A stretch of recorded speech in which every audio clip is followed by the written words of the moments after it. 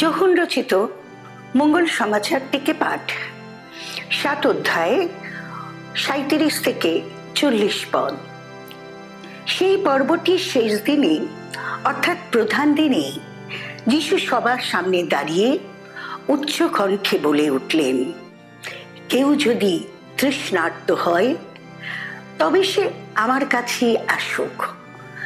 যে আমাকে বিশ্বাস করে সে আসুক, পান করুক। শাস্ত্রে তো লেখাই আছে, জীবনময় জল তার অন্তর থেকে শত ধারায় প্রবাহিত হবে।